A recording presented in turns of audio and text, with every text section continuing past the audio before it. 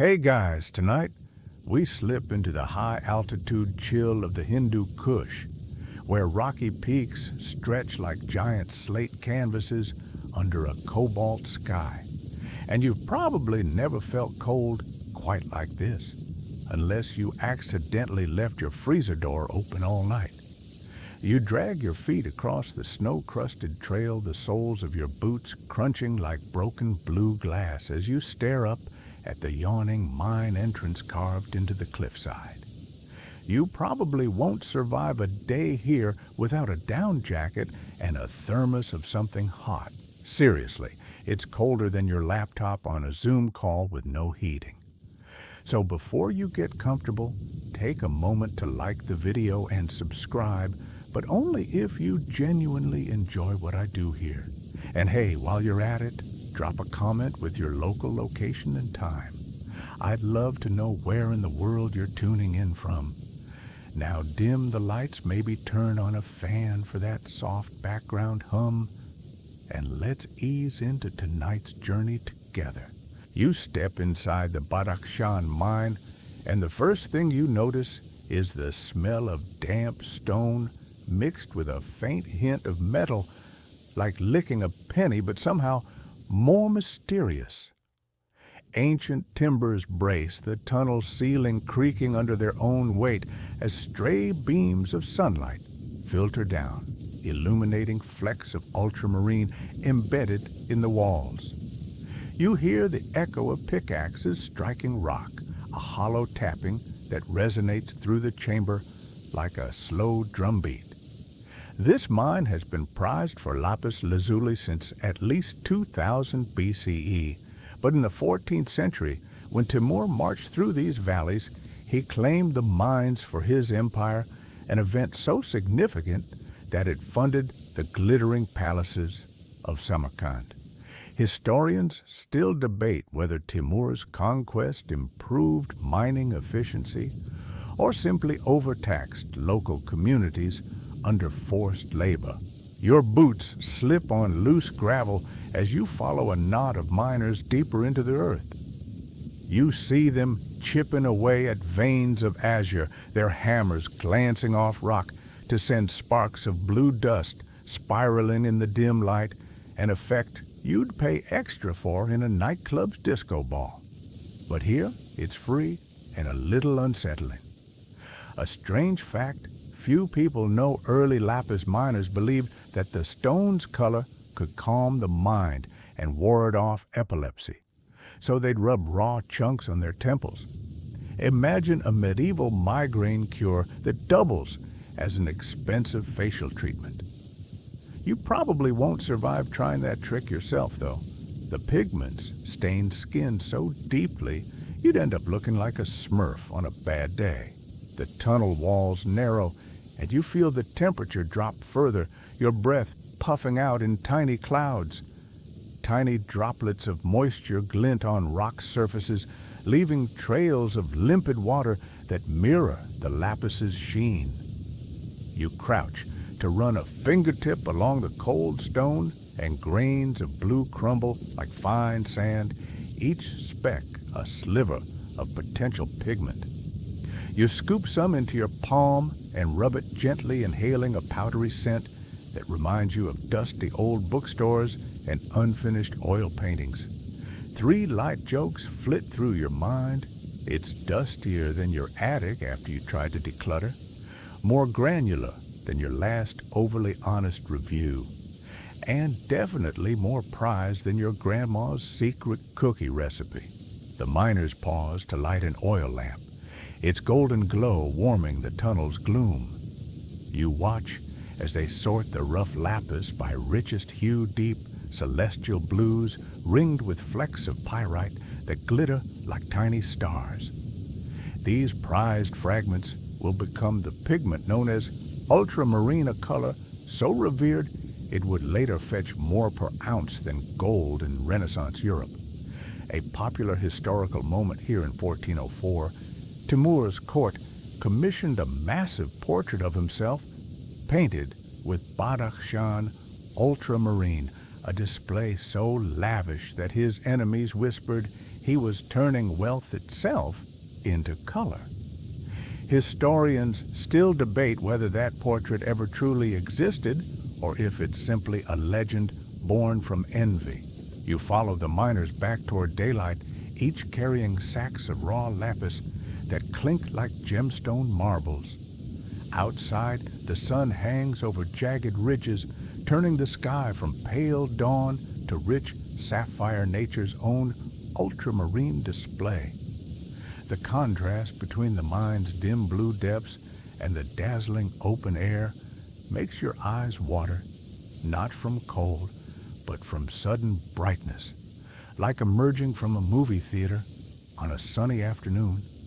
You lean against the rough-hewn entrance, tasting the tang of cold air and the miner's sweat on your lips, a sensory combination you'll probably won't survive replicating at home unless you're into very niche ASMR.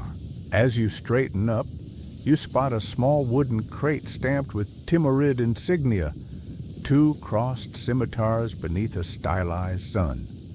This crate once carried lapis to the workshops of Samarkand, where artisans under Timur's patronage experimented with its pigment. You trace the emblem's carved lines with your eyes, imagining the caravan's winding journey through emerald plains, across arid deserts and over river fords, where spice traders pause to barter saffron and frankincense. Strange fact, some caravans used camel placentas soaked in wine to preserve raw lapis during monsoon season, a preservation method so bizarre that even modern chemists scratch their heads. You step back from the mine's mouth, letting the mountain breeze wash over you. You remember the cool hush of underground tunnels, the flicker of oil lamps, and the sparkle of raw azurite. In the next part, you'll witness those same lapis fragments crushed and refined in ancient workshops, mortar grinding against pestle in rhythmic ASMR that would put any modern sound therapy track to shame. But for now, you stand in the high-altitude dawn lapis dust lingering on your boots and the promise of vibrant blues to come. You creep into a low-ceilinged workshop just before dawn, where a single oil lamp flickers over a mortar and pestle set on a worn stone slab sounds more like a spa treatment gone rogue than a pigment studio, right? You kneel beside it, the air thick with the scent of crushed rock and something faintly metallic like pennies ground into dust. You dip your fingertips into a heap of cobalt blue granules, cold and gritty, and rub them slowly between thumb and forefinger, listening for that soft scritch crunch ASMR that makes you question your life choices. You probably won't survive a day asking your roommate to grind stone for your latest art project. This is where early artisans took raw lapis lazuli, those chunky fragments mined in distant Badakhshan, and transformed them into a coarse powder. They worked in near silence, save for the rhythmic tap-tap of hammer stones ricocheting off veined rock and the gentle swirl of dust motes dancing in the lamp's glow. You feel the vibrations travel up your forearms like a medieval percussion track and can't help picturing each tiny shard of mineral singing its own song. A strange fact, few people know ancient Egyptians sometimes ground lapis to powder so fine they mixed it into face creams as a supposed remedy for melancholy. Imagine a beauty mask so high maintenance it costs more than your rent. As you grind, you notice how the powder shifts from dark azure to a dusty denim blue when pressed a subtle hint of the ultramarine to come. You scoop some into a small bowl and hold it up to the lamp flecks of golden pyrite glimmer among the blue like stars in a midnight sky. It's a tactile memory of the mine's dark vaults condensed into pigment. You probably won't survive trying to replicate that sparkle with a smartphone filter, but here it is, no editing required. In this very room, centuries later, Michelangelo famously splurged on ultramarine for the Sistine Chapel ceiling in 1512, shelling out the equivalent of a small kingdom's treasury for enough pigment to color the heavens. Historians still debate whether he used natural lapis or early synthetic smalt, but either way, that sky blue cost more per ounce than gold, making every brushstroke a statement of divine ambition. You can almost hear the whispers in the artisan's circle. He's painting the ceiling, more like painting with his inheritance. You lean over the mortar, adding a pinch more lapis shards, then pause to inhale the powder's dry mineral aroma, an oddly satisfying blend of attic dust and vintage oil paints. Around you, apprentices tiptoe in woolen slippers, eyes wide, as they mimic each grinding motion under the master's watchful gaze. You might think it's like a quiet yoga class for artists, but replace the incense with rock dust and the mantra with the scrape of stone. 3 light jokes pop into your head. It's grittier than your last cross-country road trip, more precise than your grandma's secret knitting pattern, and definitely noisier than your neighbor's TikTok cooking tutorial. As the lamp flutters, the pigment's texture smooths out grains, melding into a uniform powder that brushes like fine sandpaper soft, but with a bite. You transfer it to a shallow dish and stir in water until the mixture takes on a thick paste, the first step toward a velvety ultramarine that will later calm the eyes of princes and poets alike. A popular historical moment floats into your mind. In 1404, Timur's court in Samarkand commissioned a master artisan to produce enough blue pigment for an illustrated Quran so opulent it was whispered to glow by candlelight alone. You swirl the paste with a reed stick, watching as lumps dissolve and the color blossoms into deeper, more uniform shades. It feels almost meditative until you remember your modern blender at home churned smoothies in 30 seconds flat. You chuckle at the contrast. Who knew medieval artists had better patience than me, waiting for my coffee maker? But there's magic in this ritual, a labor love story written in cerulean. In the half-light, you press your cheek against the cool stone wall, letting the workshop's hush cradle you. You can almost hear the echoes of those early artisans, their silent focus echoing through time like a soft lullaby. Remember how you felt in the mine dust on your boots and sky above your head. Now you stand at the threshold of transformation, where raw mineral yields the world's most coveted blue, an alchemy of stone, sweat, and centuries of quiet dedication. And as you wipe a stray smudge of pigment from your sleeve, you realize this is just the beginning of the Lapis's journey into the calming blues that will grace palaces, manuscripts, and mosques alike. You follow the winding caravan trail out of Samarkand at first light, the horizon painted in pastel streaks that clash hilariously with the deep lapis you saw emerge in the workshop. Imagine pairing your morning smoothie with a shot of ultramarine, and you've got the right vibe. The ground under your boots feels like a coarse tortilla chip, crunchy and uneven, while the air stings your nostrils with dust kicked up by a dozen ambling camels. You probably won't survive a full day of this bumpy ride without a neck brace, but these routes carried more than just humpback cargo. They wove the world together, one gemstone at a time. Behind you, the workshop's hush gives way to the distant jingle of cargo bells and the smell of camel fur mixed with spilled barley. Ahead, a column of travelers stretches toward the towering peaks of the Zarafshan Range. You recall in the previous part how artisans coaxed ultramarine from raw lapis. But here, it's the raw lapis itself that steals the show veins of vivid blue poking through worn burlap sacks, glinting in sunlight like rebellious sparks. 3 light jokes drift through your mind. This is bumpier than your last subway commute, dustier than your attic after spring cleaning, and definitely more scenic than your cousin's obligatory family road trip slideshow. You climb onto the camel's hump, the animal's gait, rocking you side to side in a slow-motion dance that would make even the steadiest metronome jealous. You lean forward, patting the leather rein studded with beads, dyed in approximate lapis hues. Too bad they're synthetic, but beggars can't be choosers. A strange fact surfaces: some caravan guards supposedly use lapis dust sprinkled near camp to keep scorpions away, believing the stone's soothing blue energy repelled venomous pests.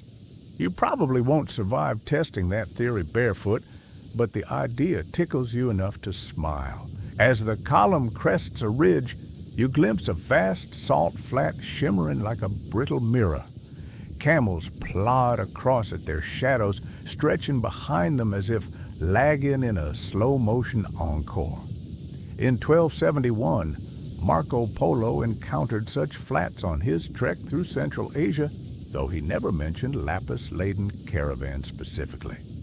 Historians still debate whether Polo witnessed actual lapis transports or simply conflated local gemstones with the enamel of Chinese porcelain. Either way, that moment launched Europe's hunger for exotic blues, setting off ripple effects that would later color cathedrals and palaces with the pigment you've come to revere. Around midday, the caravan halts at a well-tended rest stop beneath a cluster of stunted poplar trees.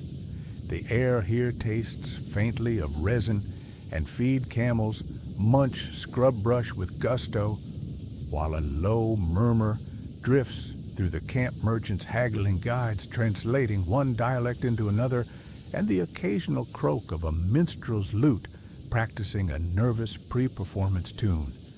You dismount and stretch the muscles in your legs, trembling like over-caffeinated chameleons. You slap the dust from your trousers and approach a makeshift table where dried fruits, flatbreads, and steaming goat milk tea await in mismatched ceramic bowls. 3 light jokes play through your head. This tea is probably stronger than your workout playlist. The bread is denser than your cousin's conspiracy theories, and the figs are sweeter than your last compliment. Sitting cross-legged, you tear off a piece of flatbread and dip it into figs stewed with saffron. A flavor pairing that would never work in a smoothie bar, but somehow makes perfect sense here. You crunch into the bread's soft crumb, the saffron's warm floral notes mingling with the fruit's sticky sweetness, and feel that same calm you remember from the powdery workshop. It's as if the entire Silk Road exists to deliver these sensory surprises. A popular historical event drifts in the late 1300s. The Timurid Prince Ulugh Beg established caravanserais rest stops just like this one to ensure safe passage for traders, artists, and scholars alike. Those caravans fueled not only commerce, but also the exchange of ideas, astronomy charts, musical treatises, and yes, jars of lapis lazuli. You wipe your fingers on a faded cloth and watch as children of various ethnicities scamper around chasing goats and practicing falconry with badly mended leather gloves. A stray breeze sweeps the camp, sending dust motes dancing in golden shafts of sunlight, an effect more emotive than your last slow-motion footage on social media. You breathe it all in, feeling an intimacy with fellow travelers who span deserts and rivers, all united by a scream-quiet need for shade water and that prized blue stone. The pilgrims gather up their packs, and you mount your camel again this time with a deeper appreciation for the raw materials you saw ground in that workshop. Every lurch forward is a reminder that nothing arrived in Samarkand by magic cart. Each handful of lapis had to survive weeks of sunstorm and sandstorms that could strip paint off a palace wall. A strange fact, you jot down some riders wore cloth masks dusted with rosewater to filter the grit, a luxury reserved for the wealthiest merchants. The rest simply endured painting their faces blue from head to toe in an ironic lapis-inspired fashion statement. By late afternoon, the sky's pastel palette deepens to a vivid cobalt that echoes the lapis lines in your camel's cargo. You crest another ridge and spy a distant oasis, its palm trees swaying like green stage curtains revealing a hidden performance. Below, caravans pause to water beasts and refill their amphorae from the fountain's crystalline flow. You guide your camel down the rocky slope boots, slipping occasionally on loose shale and land with a thud that rattles your ground beef level ribs. Near the oasis's center, merchants spread out their goods on rugs dyed with henna and indigo. An Uzbek trader unfurls a satchel of rough lapis chunks, their surfaces gleaming like wet pebbles.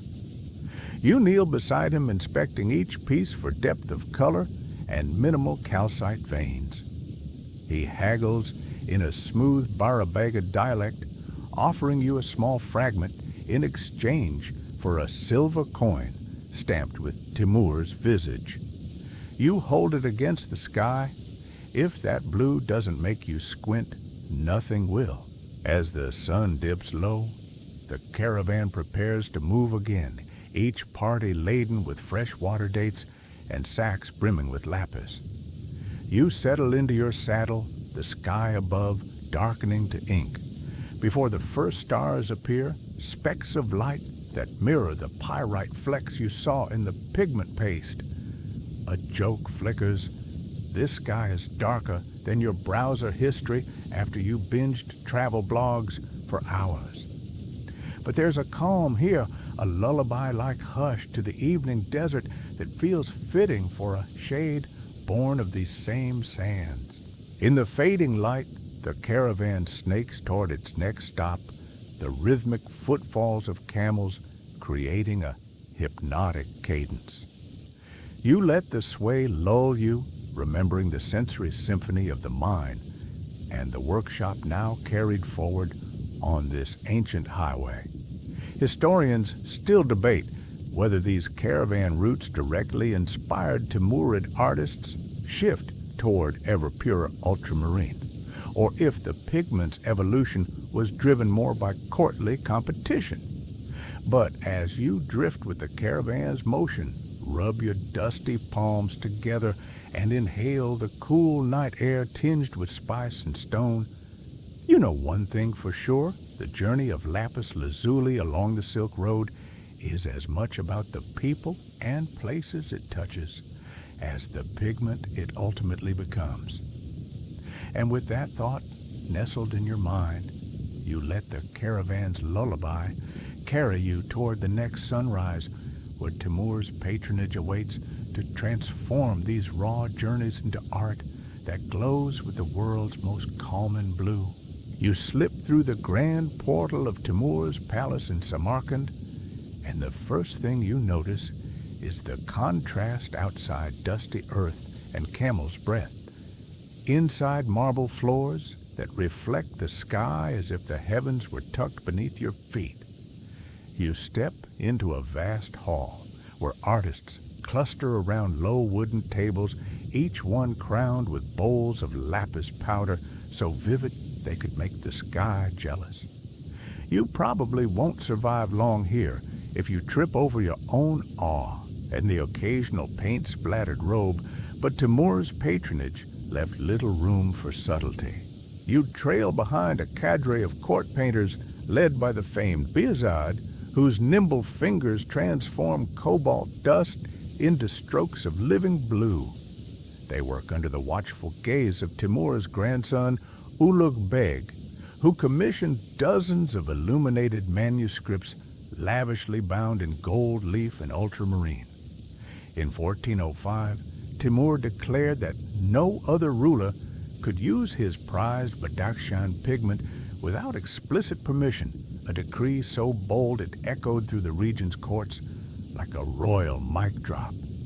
Historians still debate whether that edict was practical protection of assets or a flamboyant power play meant to intimidate rivals.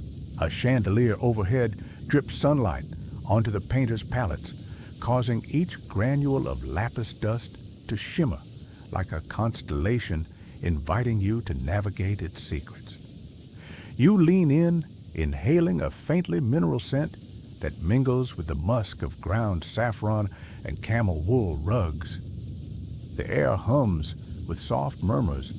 Past the ultramarine, one artist whispers, and mind the tiny fleck of gold where my hand shook. It's like a backstage ASMR track where every brushstroke counts toward the next masterpiece and your front row. Timur's treasury funnels sacks of raw lapis from Badakhshan to Samarkand's workshops on a near-daily basis. You can almost hear the clink of jade-inlaid crates being unloaded, handed from eunuch to guard to painter in a smooth choreography that would rival any modern assembly line except far more opulent with silk banners overhead and incense smoke curling through the air. You probably won't survive a modern corporate workflow that lacks such ceremony. But here, each crate's arrival is a celebrated event. Drums chants, and a final flourish of silk ribbons tied around the pigment sacks. At one table, you spy a young apprentice nervously grinding lapis into a fine paste before handing it to a senior master. The master tastes a fingertips smear, nods approvingly, then dips a brush to lay a stroke of the freshest ultramarine across a parchment map of conquered territories. The color's depth is so profound that it seems to draw light inward, creating pockets of calm in an otherwise riot of gold borders and ruby-red seals.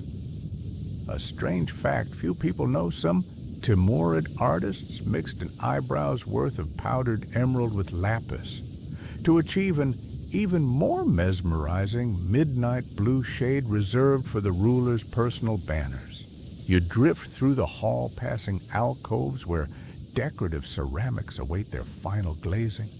You pause before a turquoise domed vessel dotted with lapis inlays so precise it took months of painstaking carving and polishing. The master glazes it with a fine brush, leaving behind a coat of ultramarine that dries to a soothing matte sheen.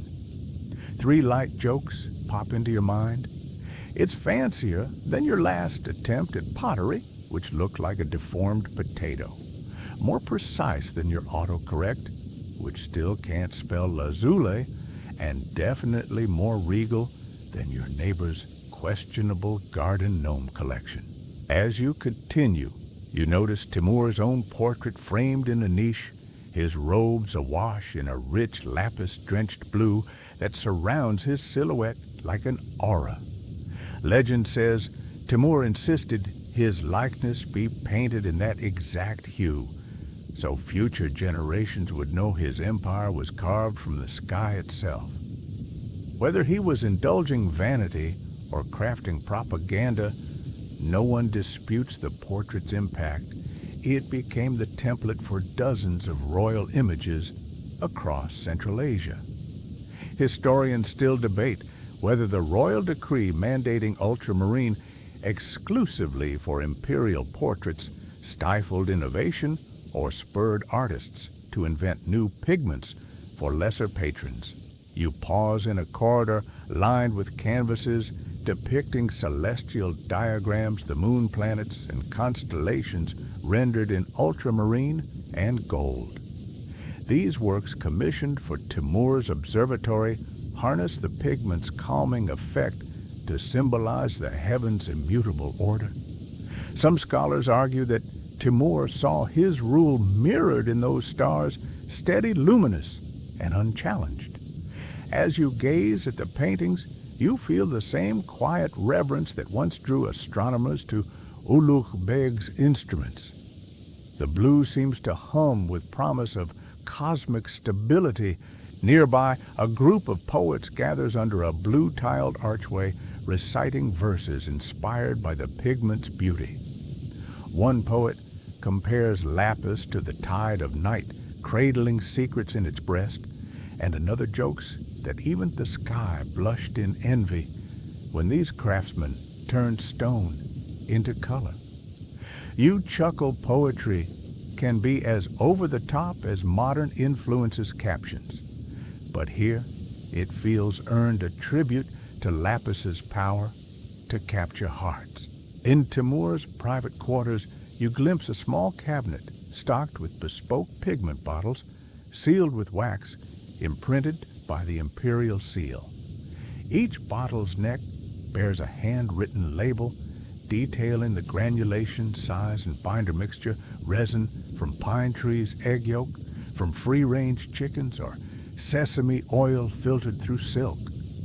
A strange fact surfaces. Timur's decree mandated egg yolks only from royal kitchens baked dry over weeks to concentrate their protein, an artful attempt to prevent forgeries of court-sanctioned ultramarine. You probably won't survive such drama over your kitchen eggs, but then this is a world where pigment politics rival palace intrigue. As you prepare to leave the hall, you run a fingertip along a low railing carved from lapis inlaid marble. The cool stone sends a comforting shiver up your arm, a tactile echo of the pigment's visual calm. You remember the caravan's jostle, the workshop's hush, and now this convergence of empire building and artistic devotion. In the next chapter, you'll enter the sanctuaries where those ultramarine pigments adorn manuscripts and mosque domes, each brushstroke a prayer echoing Timur's vision of art as a portal to the divine. But for now, you stand in the heart of Samarkand lapis dust, still clinging to your robe, marveling at how one ruler's passion set the stage for centuries of calming blues. You slip into a vaulted atelier just as the first shafts of morning light slide through latticed windows, illuminating swirling motes of pigment in the cool air, an effect so dreamy you'd pay extra for it in an ASMR video. But here, it's gratis. You drag your feet across a floor streaked with cobalt trails and tiptoe past low tables heaped with bowls of lapis powder, each bowl ringed by concentric circles of fine marble dust. It's less pottery class and more alchemist's sanctuary, complete with the soft scrape of pestle on mortar, echoing like a whispered mantra. You probably won't survive a single day of this without sneezing out an entire pigment rainbow.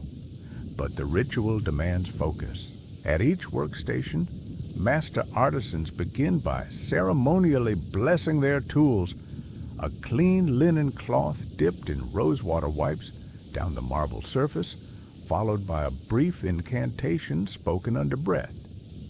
They believe the lapis must first be coaxed into cooperation, much like tuning a musical instrument before a concert. A strange fact, few people know some painters fasted before grinding pigment, convinced that an empty stomach sharpened their senses and prevented the blue from corrupting with earthly desires. You probably won't survive that level of dedication on an empty stomach. Your morning latte would stage a riot, but here, it's part of the performance. You lean in to watch a master scoop a measured heap of lapis granules into a shallow mortar, then add a few drops of spring water drawn from Samarkand's famed Gizar aqueduct. The mortar's broad base bears carved motifs of celestial bodies, moons, and stars, reminding you that ultramarine was often called the sky distilled. The pacing is deliberate, a slow swirl of the pestle breaks. The lumps followed by a patient pause as the artist tilts the bowl to inspect the paste's consistency. Each rotation is a silent beat in a centuries-old ceremony, an unspoken promise that no shortcut may be taken. Around you, apprentices in woolen slippers quietly mix binder's egg yolk, beaten into a glossy emulsion pine resin, dissolved in warm vinegar and even poppy seed oil strained through silk. They work under the watchful eye of a master who tastes a fingertip smear, nods, then signals to add another pinch of marble dust to refine the texture. 3 light jokes pop into your head. It's more ritual than your morning yoga flow, grittier than sandpaper on your face, and definitely noisier than your neighbor's 6 a.m. leaf blower. A popular historical event unfolds in your mind as you watch in 1420 Timur's grandson Shah Rukh established the royal atelier, inviting the finest pigment grinders from across the empire to standardize ultramarine production. That year, the court issued the first known recipe book of royal blue, a treatise so secretive it was chained to a silver lectern and guarded by 7 centuries. Historians still debate whether that manual was a genuine technical codex or an elaborate ruse to impress foreign emissaries. Either way, it cemented ultramarine as the hallmark of Timurid artistry. You step toward a corner table where ceramic-lidded jars hold test samples of each grinding stage, coarse, medium, and ultrafine. A master runs a thumb over the samples, comparing them by touch and sight, seeking that perfect balance between opacity and brilliance. He mutters, "Too coarse and the color fights the brush, too fine and it bleeds into nothingness." You imagine streaming a live tutorial titled "Finding Your Inner Ultramarine," though you probably won't survive trying to micromanage pigment anywhere near this level of drama. Overhead, wooden beams etched with poetry and Perso-Arabic script frame the room, their verses praising the Lapis's tranquil power. One line reads, "In blue, we find the hush of heaven," reminding artists that this pigment was more than decoration.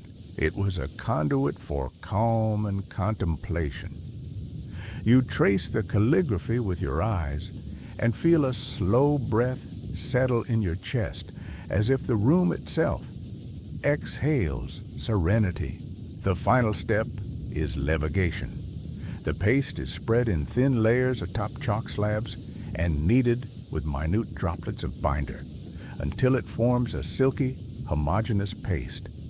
The master then pipes it into small ceramic tubes, sealing each with wax, stamped by the imperial insignia. These blue batons will later be dissolved by illuminators in manuscript workshops or mixed into glazes for mosque tiles. A strange fact, some artisans wove fragments of silk into their paste, believing the fabric's shine would enhance the pigment's luminosity once applied. You probably won't survive weaving fabric into your next watercolor experiment, but here, every trick is fair game. As you back away, the atelier's quiet symphony, the soft grind of mortar, the tap of seal-stamped wax, the muted hum of blessing lingers in your ears like a delicate lullaby. You remember the mine's echoing clang and the caravan's rattling bells. Here, the pigment's transformation feels like a rebirth, its raw essence refined into something transcendent. And as you prepare to step into the world of manuscript illumination and architectural tilework, you carry with you the memory of this sacred ritual lapis, water binder, and reverent hands, all converging to produce the world's most calming blue. You slip into a narrow side room of the royal atelier, where wooden racks hold earthenware bowls brimming with glistening binders, oils, gums, and resins arrayed like a perfumer's palette. The air hangs thick with the sweet piney tang of resin and the faint almond aroma of crushed pistachio oil mingling into a sensory cocktail that makes you wish you'd skipped breakfast. You probably won't survive a smoothie cleanse after inhaling this much artisanal fragrance. You drag your feet over stone slabs, slick with dripped binder, recalling how raw lapis dust shimmered in the main hall, and brace yourself for the alchemy about to unfold. A master mixer in a saffron-stained smock gestures you closer.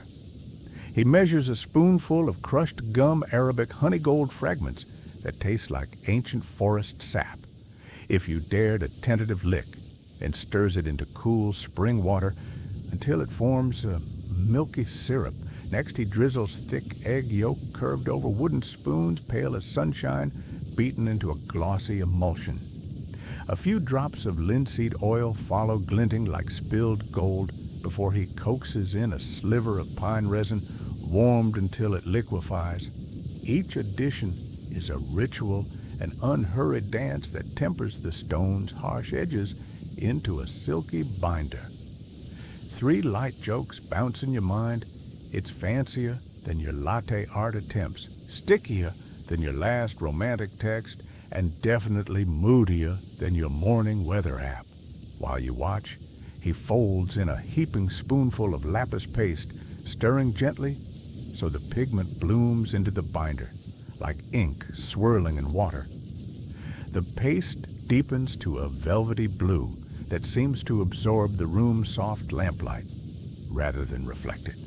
He holds up the brush, a reed tip shaped for precision, and drags it across parchment, leaving a ribbon of pure ultramarine. The color feels like a whisper in your mind, calm, deep, and infinitely patient. A popular historical moment drifts to your thoughts. In 1422, Shah Rukh's daughter, Princess Gauhar Shad, personally commissioned a treatise on binder recipes instructing court scribes to record exact proportions of gum yolk and oil for posterity. Those pages became the foundation of every Timurid pigment workshop for centuries. Historians still debate whether Gauhar Shad's involvement was purely cosmetic or a genuine drive to preserve artistic knowledge under her patronage.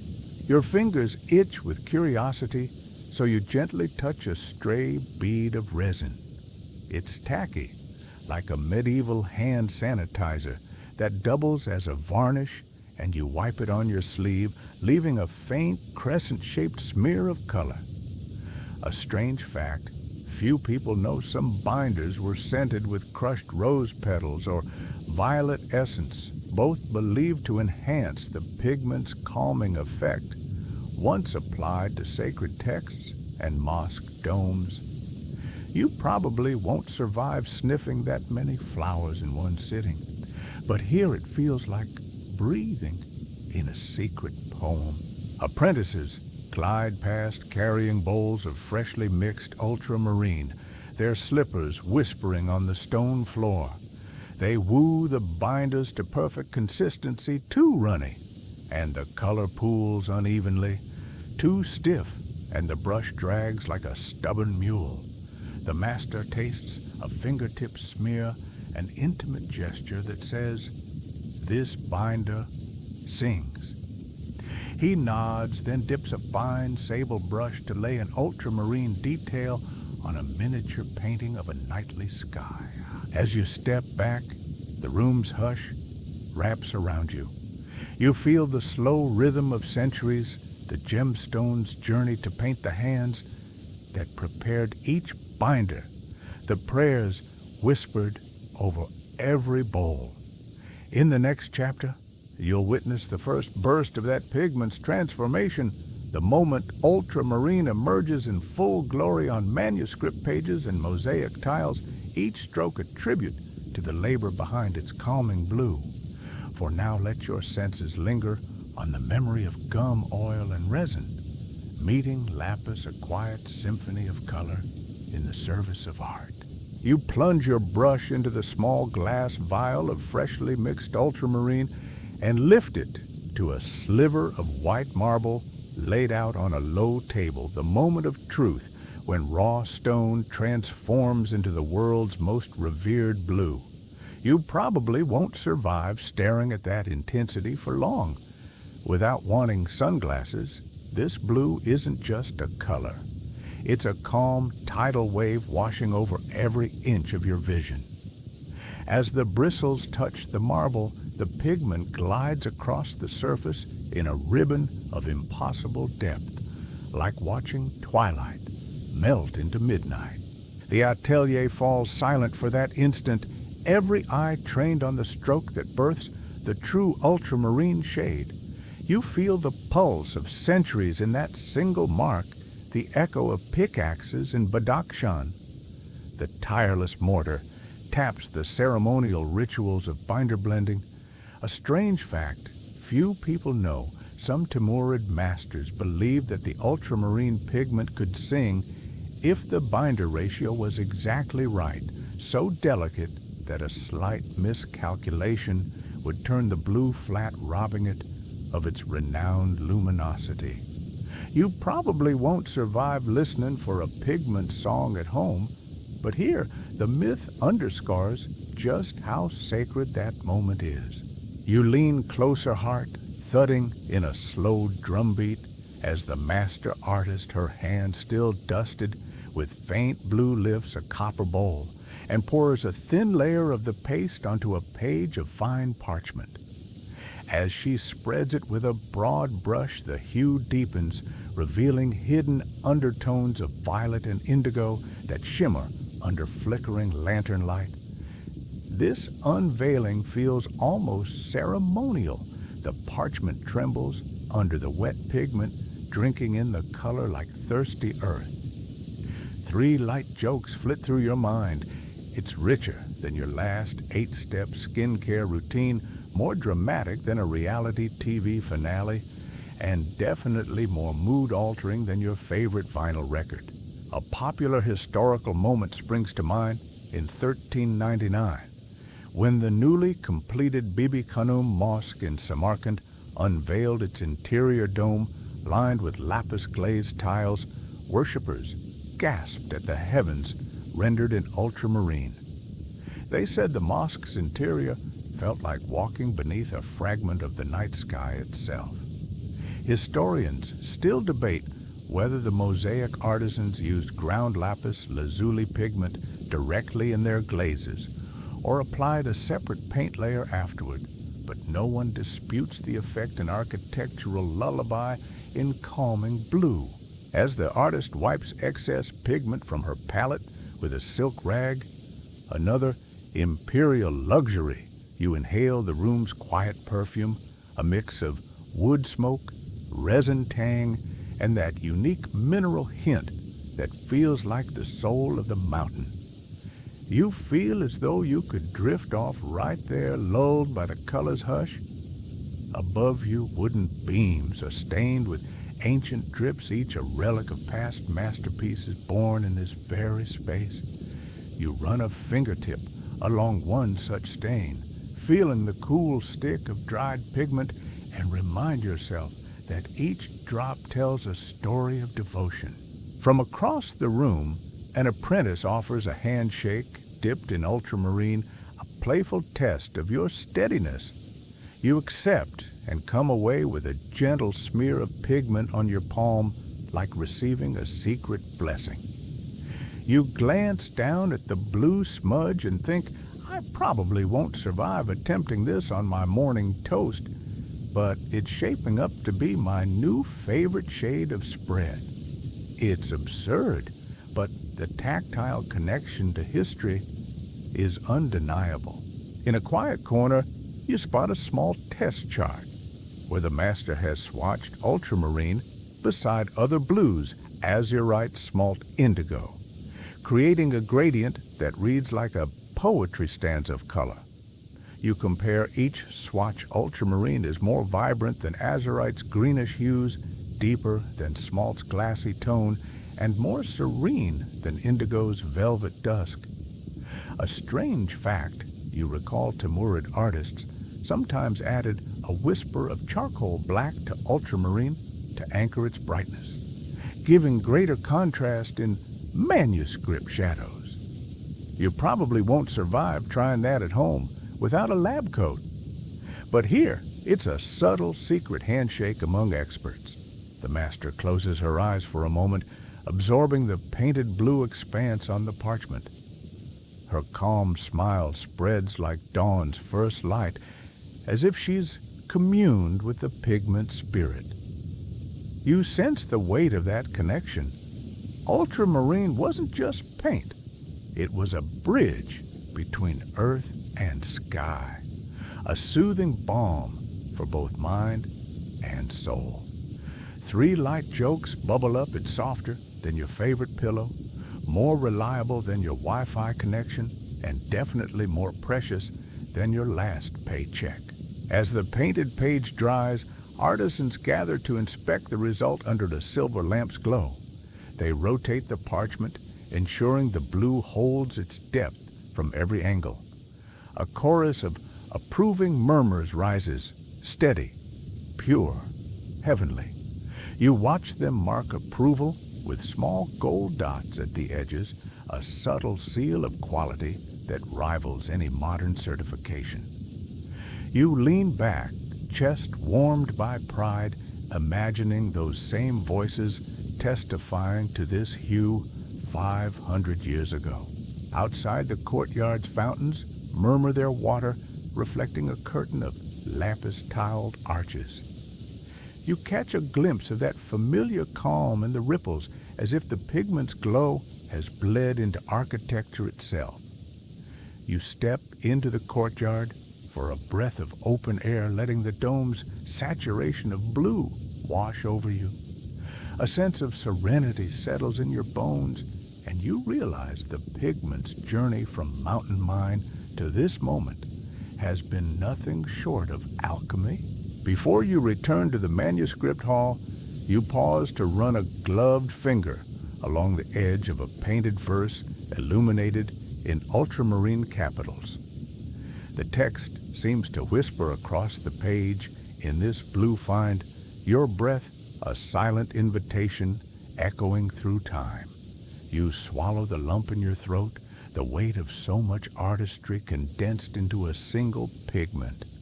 And as you close your eyes, letting the hush of that ultramarine embrace you, you prepare to follow the pigment's path onward to the soaring tilework of royal mosques and the glowing domes that crown the Timurid Empire's legacy in calming blue. You step into the hushed scriptorium where rows of low tables cradle open folios bound in butter-soft vellum, and the air vibrates with the faint whisper of turning pages, an ambiance more serene than your last attempt at meditating with noise-canceling headphones. Right. You ease yourself onto a cushion, the scent of parchment mingling with the mineral tang of ultramarine drifting from nearby bowls. You probably won't survive sitting still for long without fidgeting. But here, every movement risks smudging 1,000 hours of craftsmanship. A master illuminator leans over the Paul Baisonghor Shahnameh of Herat, begun in 1430 under Sultan Hussein Baikara's patronage, where lapis-enhanced scenes unfold like jeweled tapestries. You trace the sweeping curves of heroic figures painted in crown blue robes, each line so crisp it seems carved by moonlight itself. 3 light jokes drift through your mind. It's cooler than the AC at your office, shinier than your favorite Instagram filter, and more detailed than a 1,000-page fantasy novel condensed into a single image. The illuminator dips her sable brush into a small glass vial of ultramarine paste, then caresses the vellum with featherlight strokes. The lapis pigment glows against the pale page as if lit from within, giving the mythical hero's armor a supernatural radiance. A strange fact few people know: certain Timurid workshops mixed a trace of powdered magnetite into the ultramarine to give metallic manuscripts a subtle magnetic shimmer, so rare that only the most discerning patrons noticed. You probably won't survive magnets in your next watercolor set, but here it underscores artistic alchemy.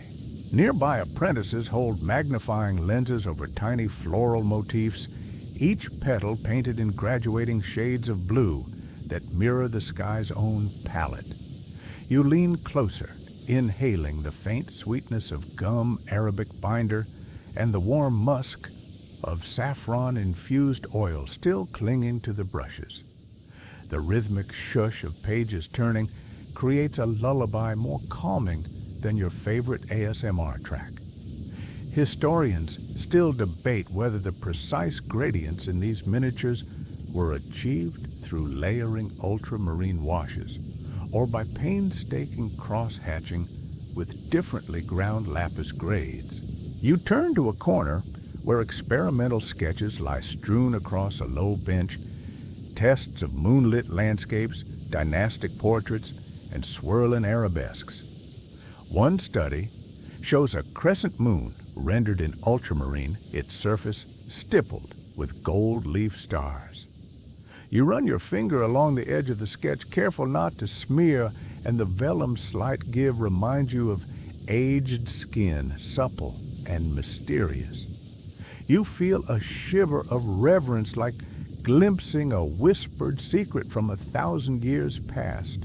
A popular historical moment echoes in your mind when the manuscript of Ferdowsi's Shahnameh reached Ahmad of Khwaja in 1437. He reportedly wept at the richness of the blues, claiming they surpassed any earthly gem. That reaction fueled a frenzy among Timurid elites to commission lavish illustrated epics. You can almost hear the courtiers' gasps as each new page emerged more dramatic than any modern movie premiere. The master demonstrates a layering technique. Apply a base of neutral ultramarine, let it dry, then overlay a thinner glaze of richer paste to heighten depth. You watch as the blue shifts from a velvety twilight to the unmistakable hush of midnight sky. It's slow-motion magic, an effect you'd pay triple points for in a premium streaming service. But here, it's the daily ritual. 3 light jokes fizz through your brain. It's more dramatic than your group chat's emoji debate, slower than your phone's loading screen on bad Wi-Fi, and definitely more rewarding than your last DIY project. Off to the side, a small alcove holds reference fragments, scraps of experimental blue washes on scrap parchment. One fragment shows ultramarine blended with a whisper of emerald powder to evoke lush garden scenes. You imagine the hush of those botanists turned artists coaxing new hues from the earth's bounty. A strange fact floats to mind: some workshops ground lapis with deer antler tabernacles, believing the marrow's life force enriched the pigment's vibrancy. You probably won't survive antler marrow in your paint set, but it highlights the era's mystical blend of science and superstition. As the morning sun arcs higher, the scriptorium's lamps flicker, but do not falter their glow, helping artists maintain color consistency. You notice a group gathered around a single folio, depicting a royal procession knights, astride cobalt-coated stallions, silken banners trailing ultramarine ripples, and flame-tipped minarets rising in the distance. The scene pulses with life, yet exudes a tranquil dignity that feels like a gentle breath slowed to art's pace. Historians still debate whether those processional scenes influenced European courtly art or remained an isolated marvel of Timurid taste. You lean back, letting the hush of quill-tip murmurs and brush whispers wash over you. The air feels charged with centuries of devotion, an unbroken line from Badakhshan's mines to Samarkand's sanctuaries. You realize that each blue stroke on these pages is more than decoration. It's a meditation in color, a silent prayer for calm. 3 light jokes drift once more. This is cozier than your favorite cashmere blanket, calmer than your afternoon nap fantasy, and definitely more majestic than your last screensaver. The illuminator closes the folio, laying a weighted silk cloth atop it, as if tucking the artwork into sleep. You imagine those pages resting under soft moonlight, their blues awaiting the gentle hands of the next generation. And as you rise to leave the scriptorium, lapis-dusted fingertips lingering on your robe, you carry with you the echo of that serene blue glow ready to follow its journey, next to the soaring tilework that crowned Timurid mosques in a chorus of calming blue. You step through a low-fired brick arch and into a vast ceramic workshop where the air is thick with the warm, earthy scent of damp clay mingled with the sweet, resinous tang of glaze, an atmosphere more immersive than a pottery studio's best lo-fi ASMR session. Right. You drag your fingers along a long wooden bench, stained with cobalt drips and gold speckles, the surface as smooth as a well-worn dance floor, but infinitely cooler to the touch. You probably won't survive attempting to recreate these tile patterns at home without gluing your fingers together or setting off your smoke detector. But here, it's all in a day's work. Low tables hold neatly arranged stacks of flat square tiles, each one carved with a raised pattern of arabesques, stars, and scalloped arches meant to echo the heavens. You watch as an apprentice sprinkles a fine coat of crushed lapis lazuli over a thin bed of white slip, then carefully brushes it away wherever the pattern demands empty space, like drawing secret constellations against a blank sky. A strange fact, few people know some Timurid artisans mixed crushed oyster shells into their glazes to help the lapis particles settle evenly, giving tiles an almost ethereal luminescence when sunlight hits them at dawn. You probably won't survive scraping your breakfast dish with that level of delicacy, but here it transforms Earth into transcendent blue. Nearby, a line of half-glazed tiles awaits their turn in the kiln's maw. You lean close, inhaling the faint whiff of burning pine and camel dung, both prized fuels in Timurid firing, because they burn hot and slow, imparting subtle smoky notes like a fine barbecue. The kiln's mouth glows like a yawning maw of molten jade, its heat radiating in pulses that ripple through the workshop floor. 3 light jokes pop into your mind. It's toastier than your laptop under a non-stop Zoom marathon, smokier than your last experimental barbecue attempt, and definitely more intense than your neighbor's Sunday leaf blower symphony. As the kiln bell tolls an iron gong that vibrates in your chest, you follow a master tile setter into the courtyard of the Shah-e-Zinda necropolis, where entire facades glimmer in lapis-infused mosaic. You stand beneath towering iwans, whose walls are quilted in dizzying patterns of blue, white, and gold tiles, each tile a tiny brushstroke in a grand cosmic tapestry. A popular historical moment sweeps through your mind.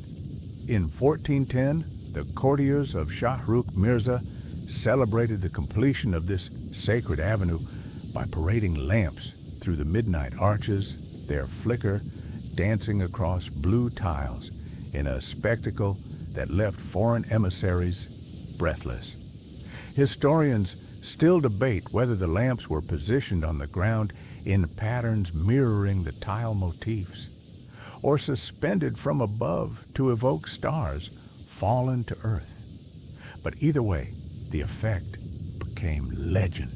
You press your palm to a cool tile, marveling at its smoothness, and notice how the glaze's refracted light shifts from deep ultramarine to soft cerulean as you move.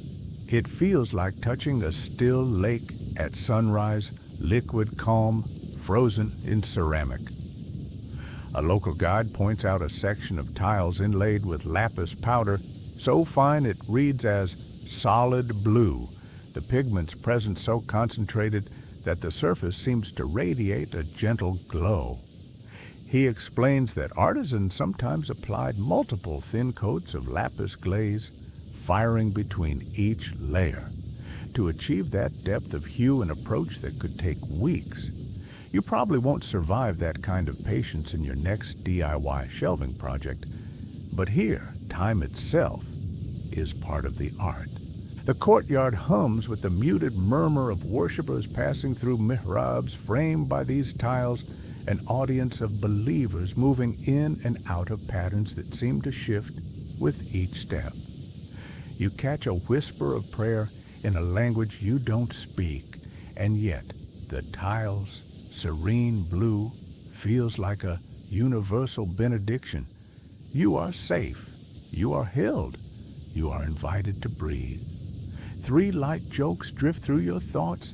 It's more comforting than your grandmother's knitted throw, more hypnotic than your favorite screensaver, and definitely more communal than your last solo streaming binge. Leaving Shah-e-Zinda, you head toward the Registan Ensemble, where the Ulugh Beg and Sherdor Madrasas stand sentinel beneath vast domes, tiled in lapis-inspired patterns.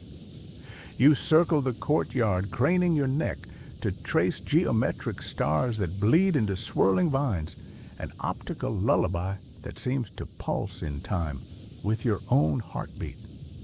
A strange fact, some tile makers used fermented camel milk in their glaze recipes, believing its enzymes created microbubbles that refract light more softly, an innovation historians still debate given the scant written records. You probably won't survive sipping camel milk latte art, but here, it's the secret ingredient to architectural serenity. At a shaded corner, you discover a pair of artisans repairing a cracked tile panel. They slide out broken bits and mix fresh lapis-infused glaze to seamlessly fill the pattern, their tools whispering on the edges like soft sighs. You crouch beside them, your noggin a few inches from the tile, and feel the gentle vibrations of their tools harmonize with the courtyard's water fountains, an unintentional ASMR symphony that lulls you deeper into calm. On the far side, the Bibi Khanum Mosque's massive dome rises overhead, its exterior clad in glistening blue mosaic that reflects the sky so perfectly you feel disorientingly weightless beneath it.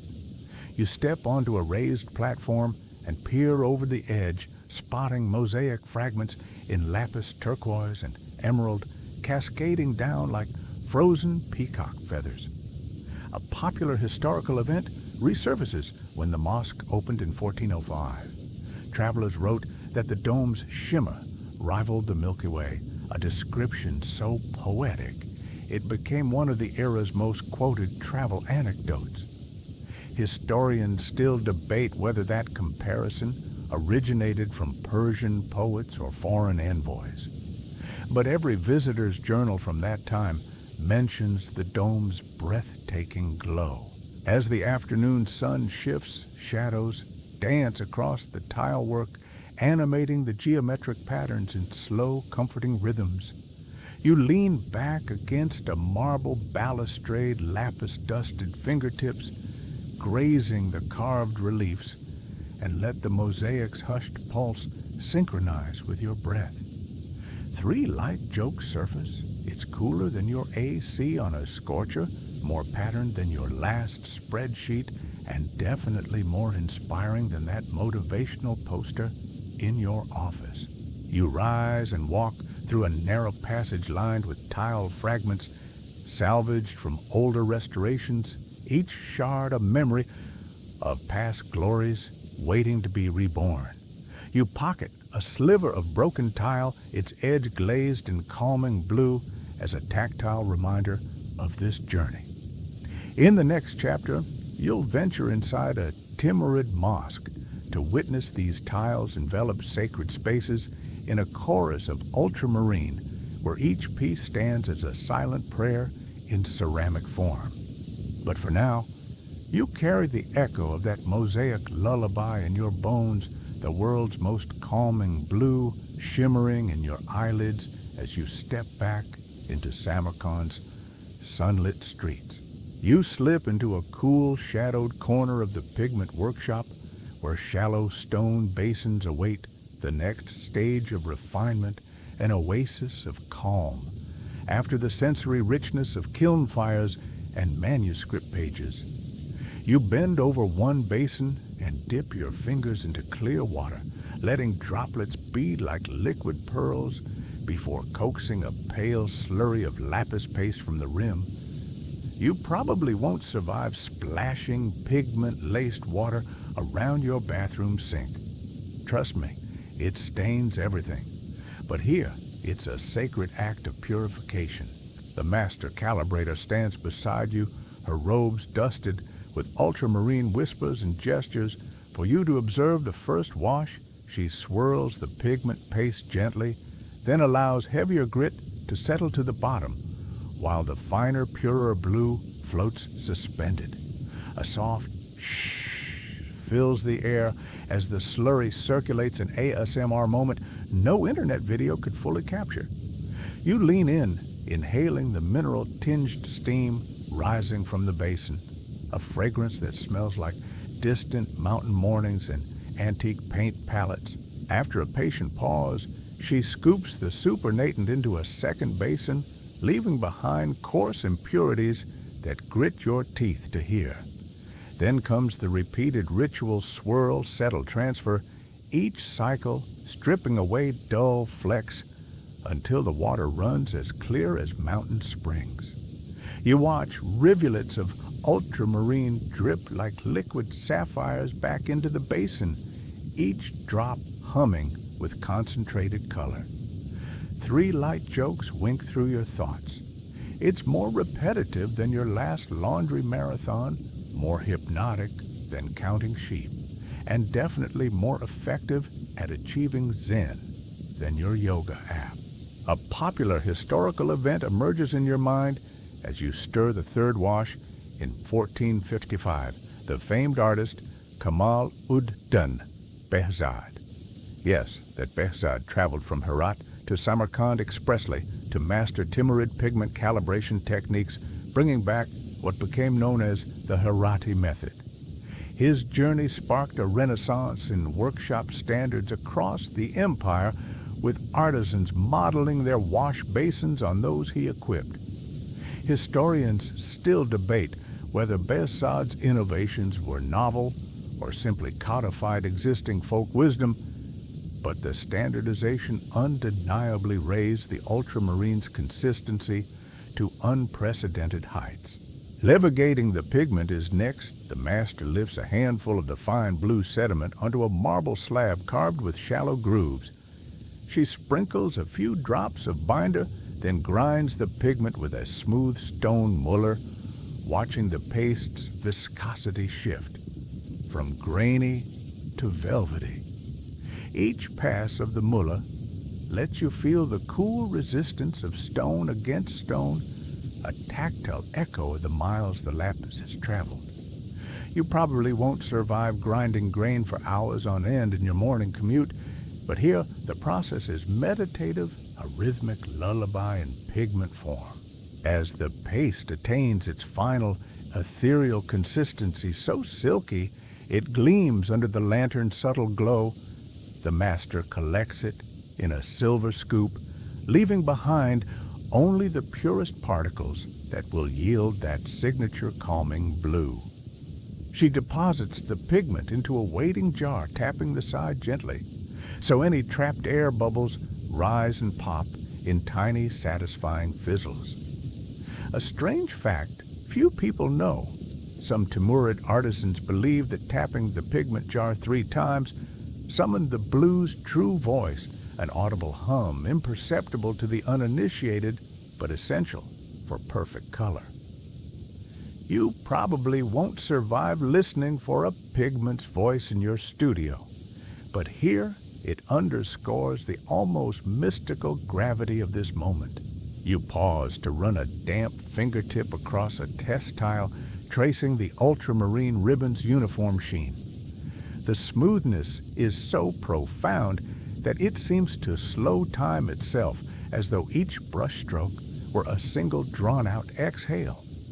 Apprentices hover nearby, swapping quiet compliments and offering small trays of damp napkins to catch any strayed drips in unscripted choreography born from years of shared devotion. 3 light jokes float to mind.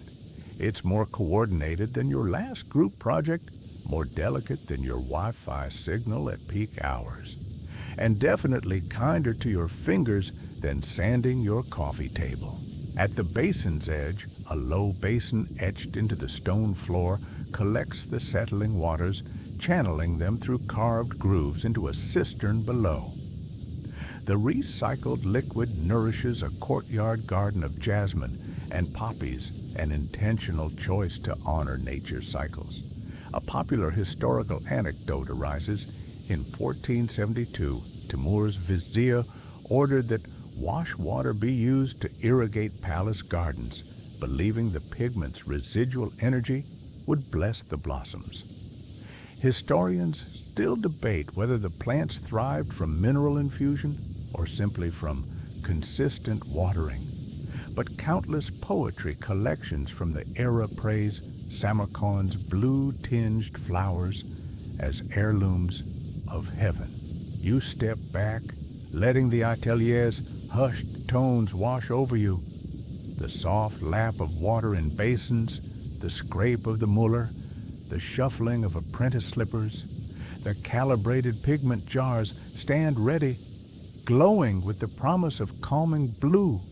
You feel the Lapis's journey resonate under your skin from cliffside mine to mortar, through binders and kiln, now perfected by water's patience and stone's precision. And as you prepare to follow these jars back into manuscript halls and soaring domes, you carry with you the knowledge that true ultramarine is born not just of wealth or whimsy, but of meticulous ritual. A color so profound it required generations of devotion to achieve its timeless hue. You slip quietly into a sunlit corner of the atelier, where the youngest apprentices cluster around low benches, their faces alight with eager concentration, an atmosphere more intense than your last group project meeting. Right. You settle beside a shy teen named Farid, who's sweating over a tiny setup, a marble slab littered with ultramarine paste, and a set of miniature tools carved from camel bone. You probably won't survive attempting this level of finesse without losing a finger to the marble's cold edge. But here, every nick is a lesson in precision. Under the master's soft-spoken guidance, Farid presses a sliver of paste into a slender copper trough, smoothing it with the rounded end of a reed stylus. The pigment pools evenly its velvety depth, so hypnotic that you can practically feel your heartbeat slow.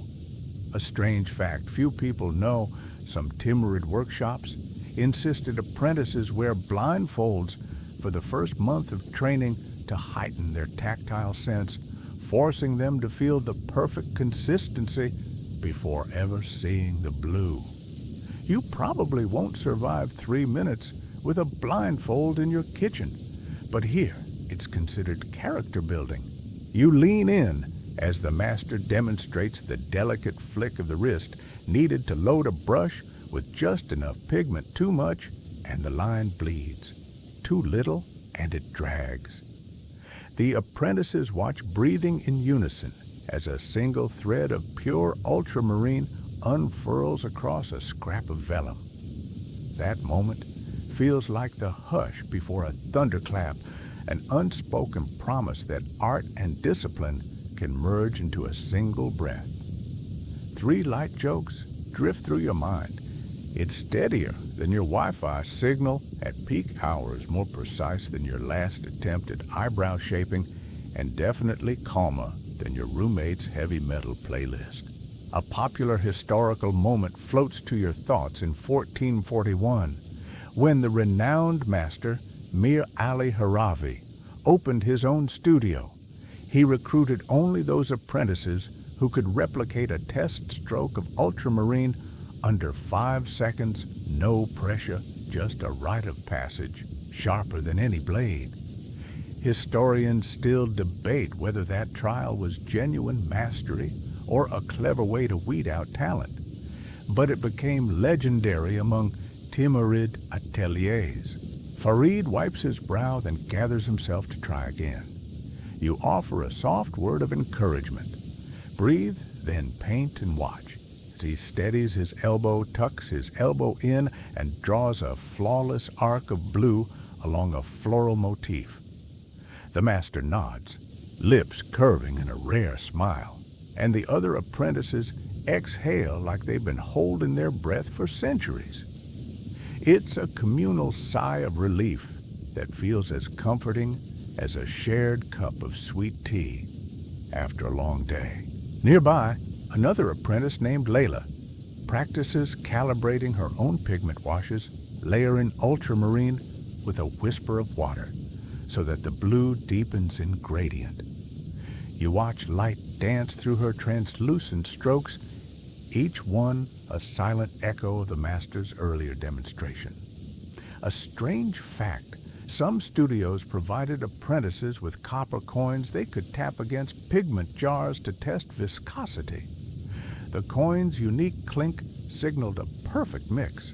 You probably won't survive tapping coins in your art class without odd looks, but here it's part of the choreography. As sunlight drifts across the room, the apprentices rotate rolls, grinder binder mixer, brush loader, and quality inspector. You join the rotation tasting a fingertips smear of gum, Arabic binder, and marveling at how effectively it binds pigment to page. 3 light jokes flicker.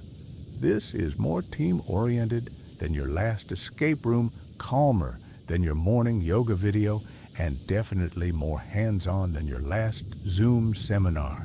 In the corner, the master rolls out a small scroll of practice patterns, geometric stars, arabesques, and calligraphic swirls, each designed to hone different brush skills.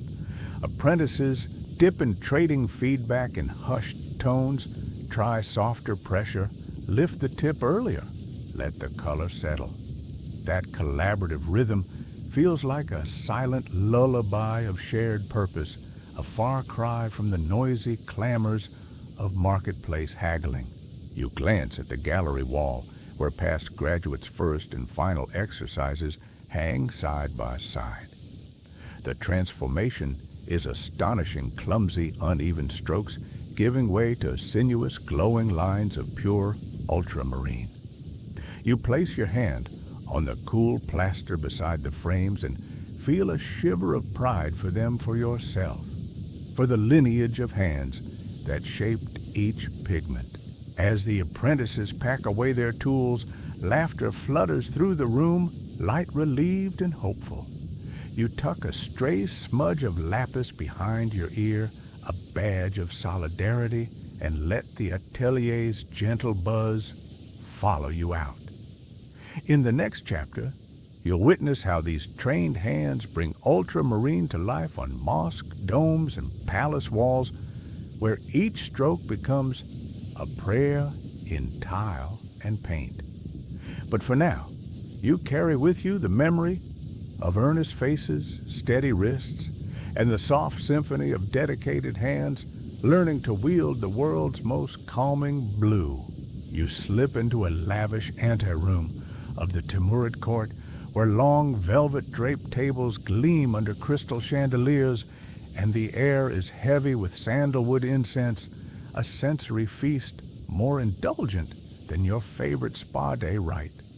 Courtiers in silk caftans murmur anxiously as a procession of eunuchs enters, each bearing a delicately carved jade chest studded with mother-of-pearl inlays. You probably won't survive a single second of that glittering display without feeling like you've crashed a royal TikTok unboxing. But here you are, an honorary guest at the exchange of ultramarine gifts between princes. A hush falls as the chest opens to reveal glass vials nestled in crimson velvet nests, each vial filled with lapis-derived pigment so intense it could drown out the midday sun.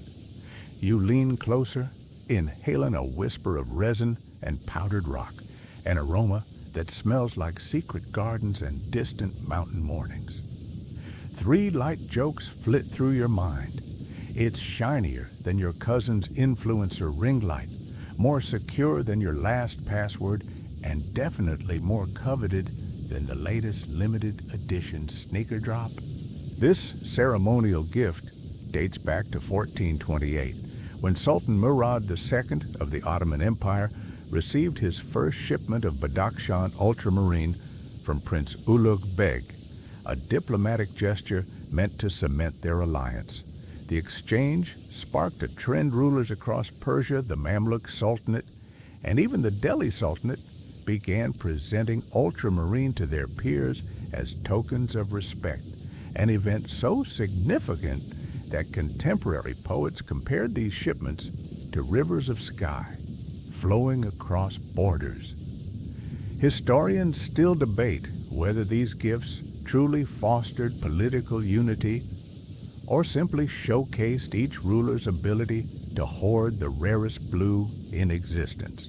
You watch as an Ottoman envoy unwraps a small tin box sealed with Ulugh Beg's royal cipher, unveiling a delicate sphere of compressed lapis pigment. He presses it gently with his thumb, an inch of ultramarine, pressed so firm it gleams like a gemstone. A strange fact: few people know some ultramarine spheres were bound in strips of saffron-stained leather to both cushion them in transit and imbue the pigment with a subtle floral note during its sea voyage. You probably won't survive carrying that much saffron perfume in your pocket, but here it was a mark of craftsmanship and care. A senior courtier steps forward to test the pigment, carefully shaving a sliver off the sphere and mixing it with a drop of rose water. The mixture blooms into the deepest, clearest azure you've ever seen, so pure it seems to hum with calm. He dips a brush and traces a fine line across a parchment scroll as though signing a treaty in the sky itself. 3 light jokes bounce through your head. It's more dramatic than your group chat's emoji war, smoother than your morning latte's foam art, and definitely more diplomatic than your last office birthday card. As the ceremony concludes, the guest of honor stows his gift in an alabaster urn, carved with his own crest, promising to guard it against all who might covet its hue. You feel a shiver of awe. This ultramarine isn't mere paint. It's political currency, spiritual symbol, and luxury all rolled into one. And as you step back into the corridor's softer light, dripping with echoes of silk rustle and muted laughter, you carry with you the knowledge that even the gentlest blue once spoke louder than trumpets, sealing bonds between princes with every scintilla of its calming hue. You tread softly through a deserted annex of what once thrummed with pigment and prayer, where broken pottery shards and tattered scroll fragments lie strewn across dust-choked floorboards like the aftermath of a lavish party long since abandoned. You probably won't survive more than a few breaths here without choking on the haze of centuries-old plaster and powdered rock, but the hush speaks volumes. You pause to cradle a fallen bowl that once held ultramarine paste, its interior stained a deep, mournful blue. Outside the courtyard's fountains have long since dried their mosaic tiles cracked and faded. You lean against a crumbling column carved with arabesques, fingertips tracing the chipped edges where lapis-infused glaze once glowed in warm daylight. Now, where artisans once calibrated pigments with meticulous care, you find only empty stables and silent chambers, the air thick with regret.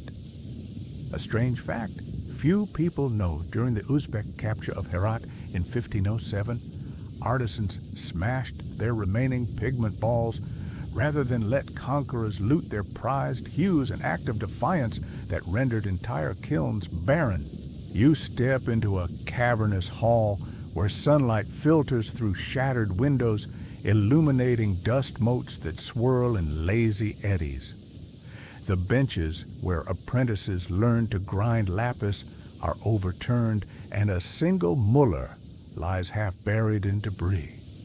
You run your palm across its cool surface, feeling the faint imprint of ridges worn smooth by countless rotations.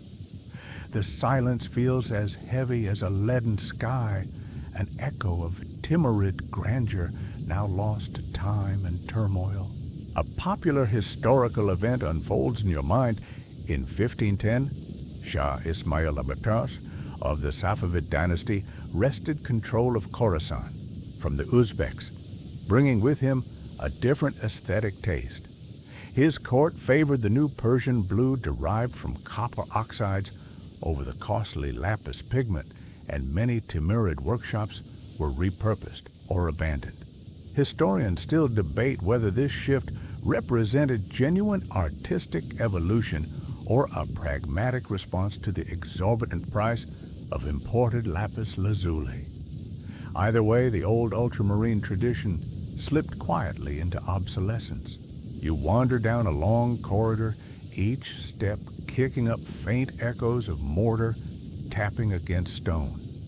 Along the walls hang faded fragments of painted stucco, traces of once luminous blue vines that spiraled across alcoves and archways. You cup your ear to the wall, half expecting to hear the soft whisper of brushes on the plaster, but only the distant murmur of wind through broken arches greets you. 3 light jokes flicker in your mind.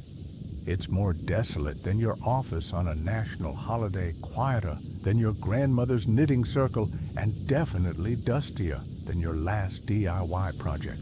In what remains of the pigment storeroom, you find a wooden crate splintered open, its contents long since pilfered or dispersed. You sift through fragments of broken glass vials once sealed with saffron-colored wax. Tiny time capsules of binder secrets now lost.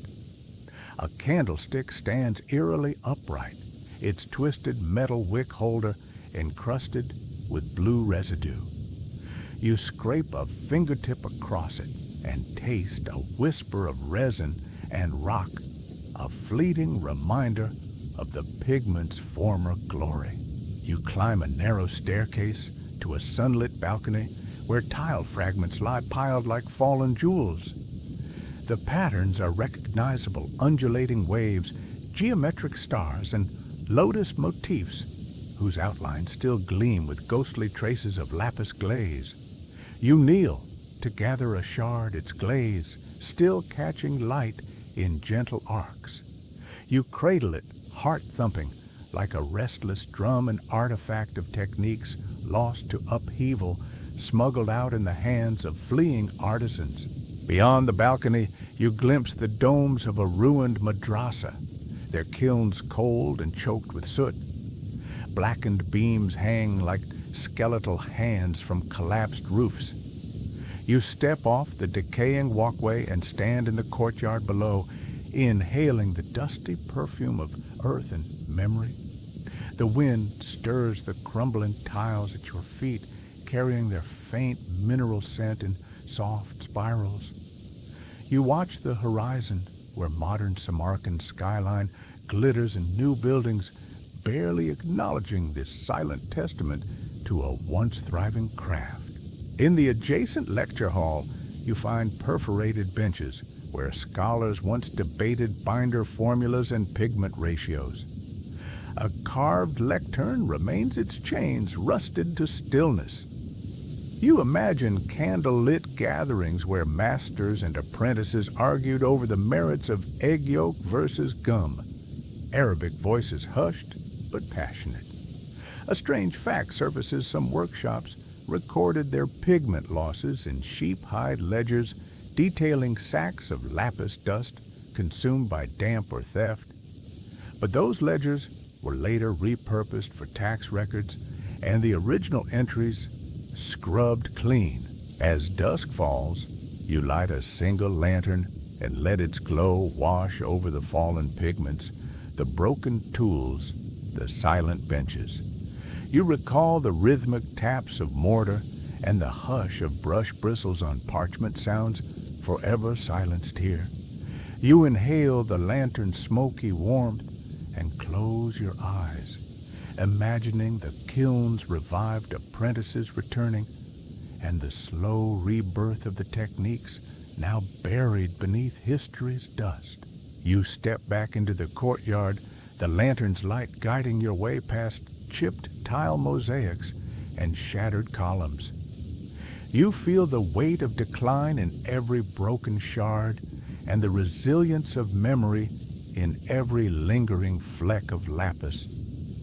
And as you turn away from the ruins, you carry with you a silent vow to seek the lost recipes hidden in forgotten tomes, to revive the calm blue that once soothed emperors' souls, and to honor the devotion that turned raw stone into transcendent color, no matter how long it takes. You push open the heavy oak door of a 19th century Parisian laboratory and step inside, greeted by the faint hiss of gas lamps and the gentle clink of glassware, an ambiance more intriguing than your last attempt at a home science kit, right?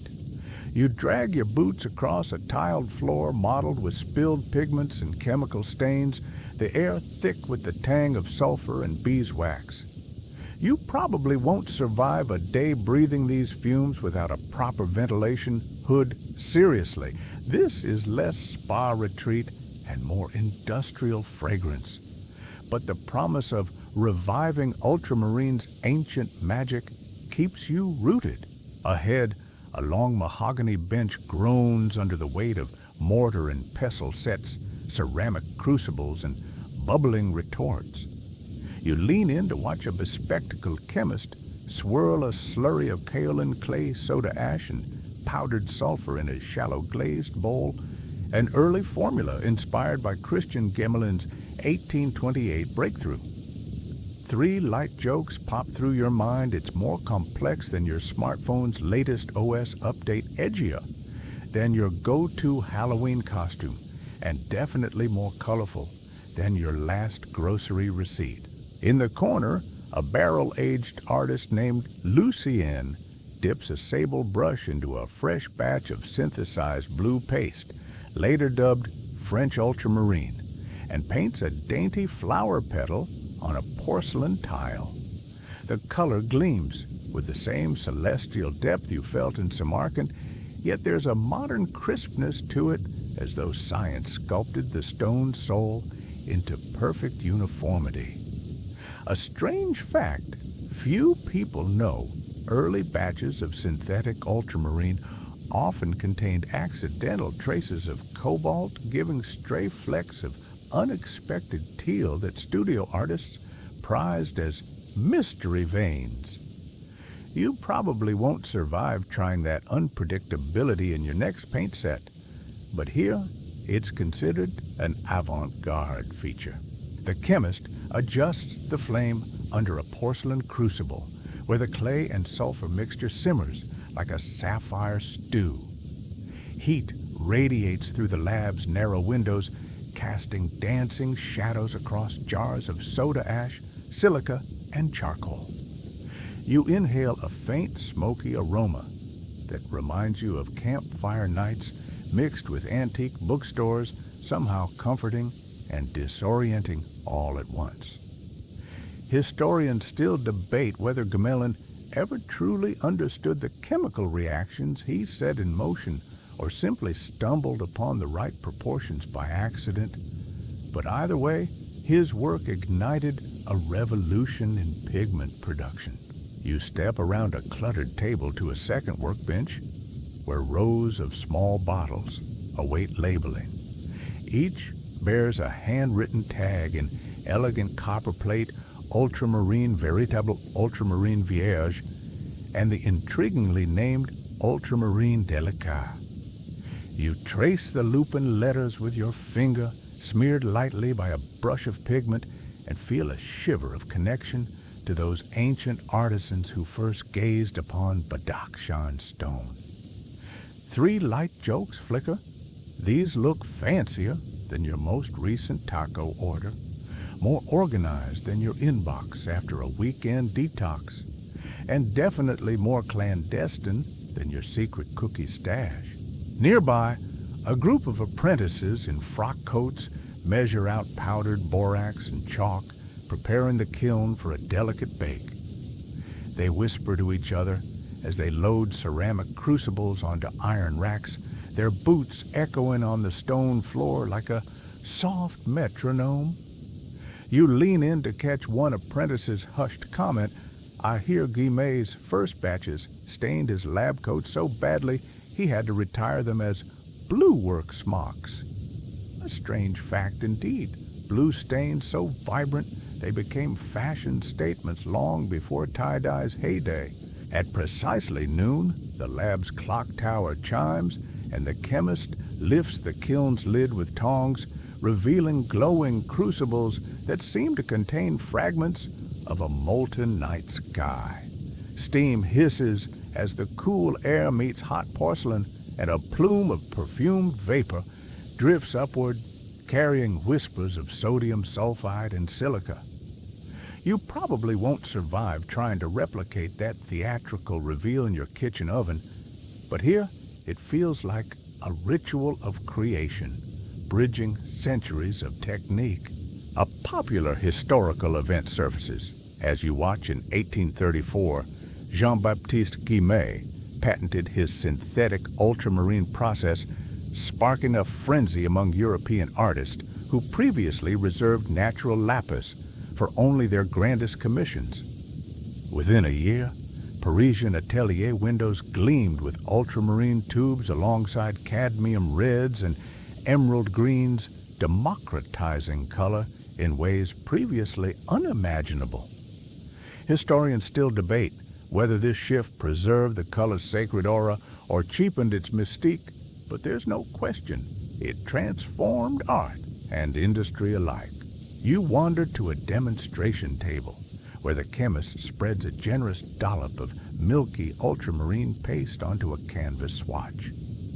With a practiced flick of the wrist, he smooths the pigment into a velvety expanse of blue, so vivid it seems to glow from within. You reach out and tentatively touch the painted surface, cool, smooth, and unbroken like a satin sheet dyed by the sky. 3 light jokes wander through your thoughts.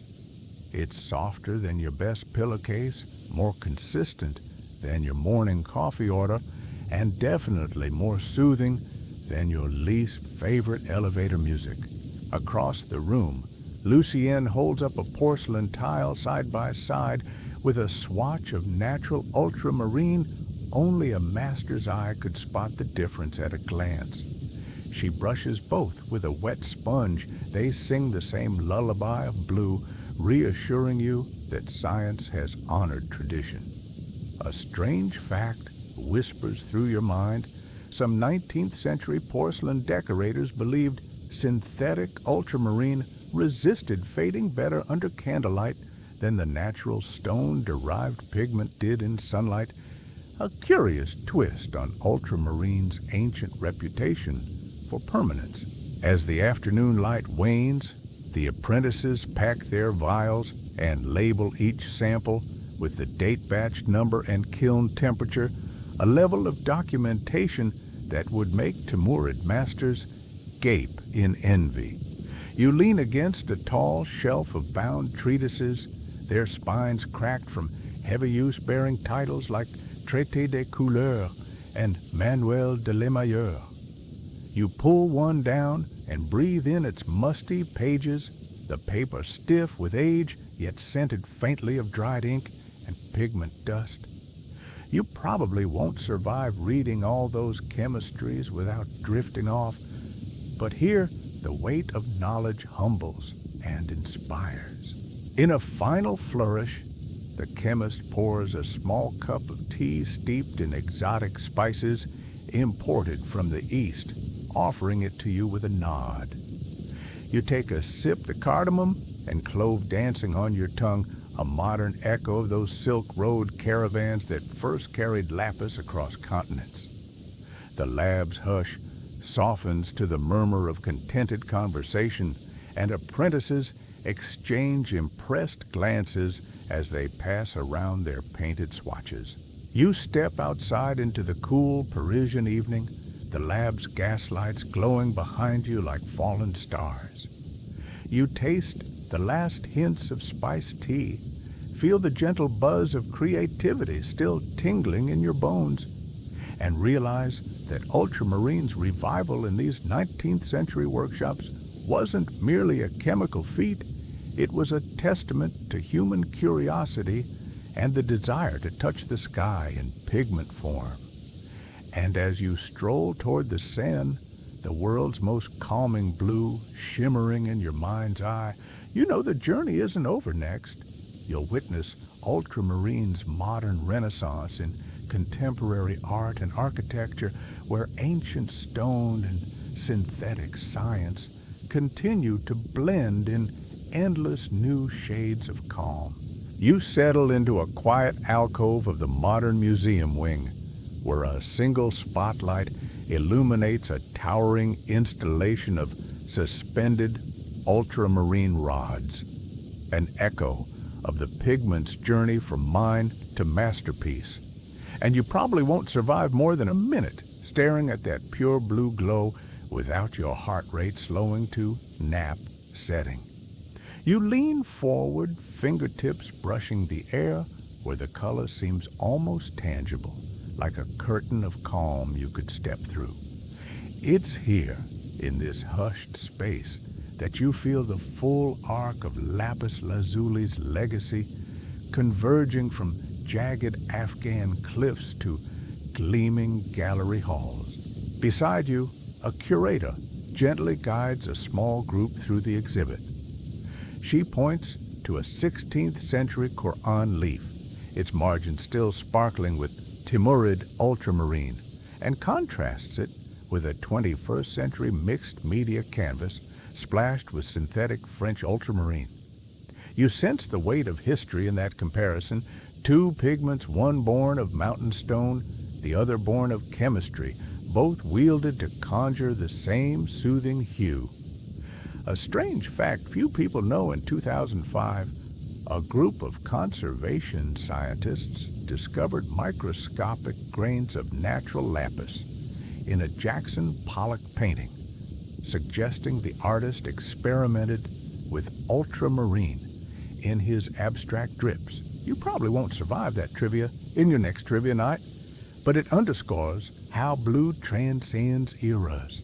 The curator recounts a popular modern milestone at the 2014 Venice Biennale artist Yves Klein's original IKB ultramarine monochromes were reactivated in a rotating exhibition, drawing crowds so mesmerized they whispered, "It's like floating underwater," as visitors passed from one canvas to the next. Historians still debate whether Klein's ultramarine truly evoked the void he claimed or simply reflected light in ways our eyes crave, but either way, his work reignited global fascination with the color you've devoted your evening to exploring. You move on to a digital installation where sensors detect your movement and project gradients of calming blue across a virtual sky. As you raise your arm, a ripple of deep lapis arcs overhead. Lower your hand, and the blue shifts to pale cerulean, an interactive lullaby that feels more intimate than any screensaver. 3 light jokes float through your mind. It's smoother than your smartphone swipe to unlock, more responsive than your last voice assistant request, and definitely more zen than your morning weather widget. In a side gallery, contemporary interior designers share images of ultramarine painted meditation rooms and yoga studios. You imagine yourself reclining on a soft cushion in one such space, the walls enveloped in a blue so deep it hushes every stray thought. A strange fact surfaces: some wellness centers code-named their paint Blue Number 1 to avoid theft. Apparently, ultramarine's reputation led contractors to pocket gallons as if it were liquid gold. You probably won't survive painting your bedroom without a security detail, but here the humor underlines the pigment's enduring allure. You pause before a display of cosmetic jars labeled ultramarine under eye cream, an unexpected twist on the stone's ancient role as both pigment and therapeutic balm. The label promises calming vibrations when dabbed gently beneath tired eyes, drawing a direct line to millennia-old beliefs that lapis soothed headaches and sadness. A popular health blog once ran a viral piece titled "Ancient Smurf Chic," teaching influencers to wear ultramarine under their cheekbones. Historians still debate whether that trend honored tradition or mocked it, but you can't help smiling at Blue Highlighter's cheeky rebirth. As the museum's closing announcements begin, you drift to a reflective pool in the central atrium. Overhead, a skylight frames a sliver of the new moon, its pale curve echoing the pigment's first muse. Water laps gently against stone, turning each ripple into a shifting canvas of deep blue and silver. You sit on the pool's edge toes, grazing the cool water, and feel the accumulated calm of every scene you've witnessed settle into your chest like a slow sigh. In that moment, you realize that Lapis Lazuli's journey from secretive minds to grand palaces, from sacred manuscripts to avant-garde galleries, has always been about human aspiration, the desire to capture the sky's serenity, to bottle the infinite, and to share a moment of quiet wonder. You press your palm against the smooth marble rim of the pool, tasting the faint trace of mineral in the air, and know that this calm blue, distilled through centuries of labor and devotion, will linger long after the lights dim. With a final exhale, you rise and step back toward the exit lapis-dusted memories glowing in your mind. The installation's rod-like forms sway gently, bidding you farewell in their own silent pulse. As you cross the threshold into the evening's warmth, you carry with you the echo of that restorative color, a gift as timeless as the stone itself, promising that whenever you seek calm, you need only recall the world's most enduring blue. Slowly, you walk into a tranquil corridor lined with soft navy upholstery and gentle lantern light. Each step feels cushioned, as if the world itself offers a sigh of relief in your wake.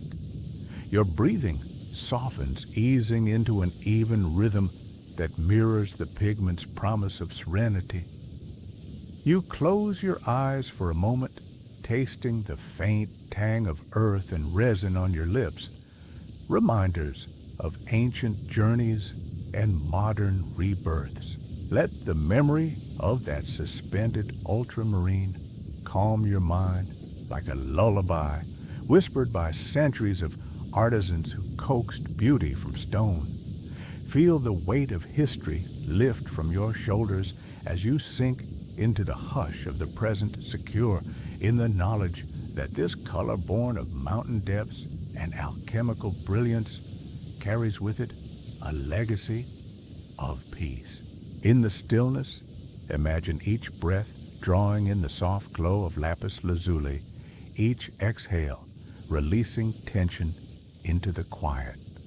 Allow the gentle cadence of your heartbeat to blend with the silent rhythm of swirling pigment and flowing water until the world's edges blur into a single soothing note of blue. And as your eyes grow heavy and the corridor's lights dim behind you, know that calmness travels with you, carried in every cell like the echoes of a timeless melody. Let this hue cradle you into rest, a silent guardian of dreams and solace. End of script. Sweet dreams.